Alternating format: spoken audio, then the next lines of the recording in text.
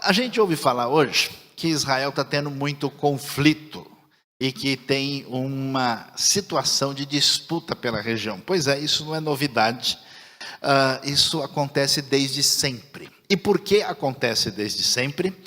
Porque a terra de Israel está no lugar que é o ponto de passagem do antigo Egito para a região da Mesopotâmia.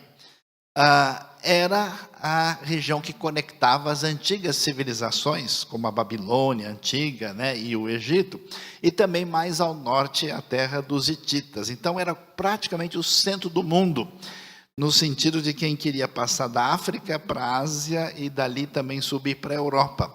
Por isso a terra foi tantas vezes aí disputada, e na verdade no domínio completo israelita, desde a conquista, nós temos um período limitado, porque já no ano 722 e no ano 586 a.C., a terra foi conquistada por assírios e babilônicos, e desde lá, com um pouquinho só de tempo de liberdade, os judeus não tiveram autonomia completa. Aí você pode ter uma ideia da importância de como é que a gente entende a realidade bíblica. A terra de Israel, ela tinha dois caminhos. Você vai ver Isaías capítulo 9, verso 1 e 2, fala do famoso caminho do mar, via mares. Você lê assim, você pensa que caminho do mar é uma expressão poética, não é o nome da estrada. Não é Anchieta, não é Imigrantes, chama-se via mares. Esse caminho é conhecido, e a gente consegue entender uma série de coisas importantes do ponto de vista da geografia, por que certas cidades são importantes, por que elas tiveram um papel significativo na história. E você vê ali junto ao mar, tem esse caminho que ia, por exemplo, você vê em Atos 8, lembra do Filipe e o eunuco? Então, quando ele batiza ali o eunuco, ele está na beira do mar, na via mares, no caminho lá no sul. A via segue ao norte da região de Meguido, depois Megido, né, bifurca para Cafarnaum e também para Fenícia. E do lado de lá tinha a famosa a estrada que era chamada o caminho do rei, a via régia, que passava onde hoje é a Jordânia, que é mencionada também ali no Pentateuco. Israel é um dos lugares mais impressionantes do mundo. Por quê? Porque com tamanho semelhante, um pouquinho menor do que Sergipe, Israel tem uma variação de relevo maior do que o Brasil. Então é um negócio tão impressionante. Ali, por exemplo, é um dos lugares melhores do mundo para observar pássaros. Quase 1 bilhão de pássaros atravessam Israel durante a época que começa a esfriar a Europa, e eles descem para o sul. Então é um dos melhores lugares do mundo para fotografar e ver pássaros e assistir essa rota de migração. Em Israel você tem o Mar Vermelho, que tem 4,5 gramas de sal por litro, e portanto, com essa salinidade diferenciada, é um dos melhores lugares do mundo para ver peixe ornamental, colorido, bonito.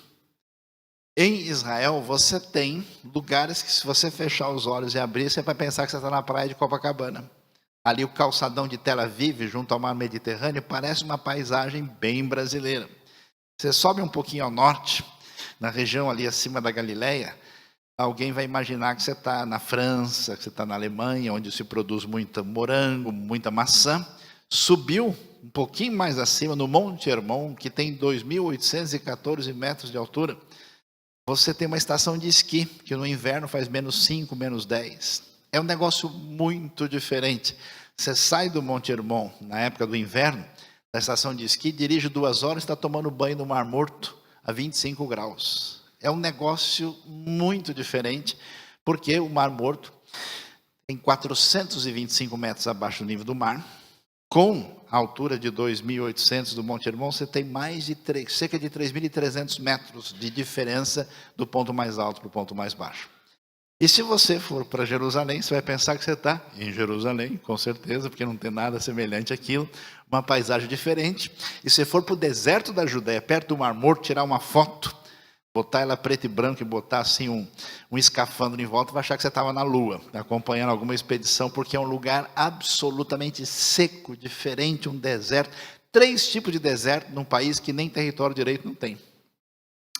É impressionante a diversidade, você vai ver as paisagens e isso se explica por essa variação significativa do relevo, né? Você tem uma planície costeira inicial, depois uma segunda área chamada Shefelá, que é uma área intermediária, a região montanhosa central e depois o belo e único Vale do Jordão. Você pode dar uma olhada e ver como é que o ambiente geográfico de Israel se organiza.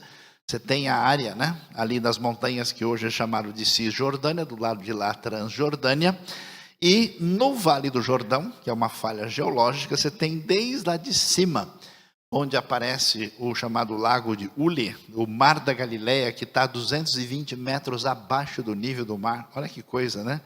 Você tem o Mar da Galileia, que é um lago de água doce, que é o Lago de Tiberíades. O Mar Morto, que é o mar mais salgado, onde você flutua, é a prova de batismo por imersão. Lá não tem jeito, todo mundo lá vira presbiteriano no Mar Morto. O máximo que dá é botar um pouquinho de água na cabeça. 420 metros abaixo do nível do mar, um mar com 33% de sais, e depois você tem o Mar Vermelho ao sul e o Mediterrâneo, uma coisa absolutamente única.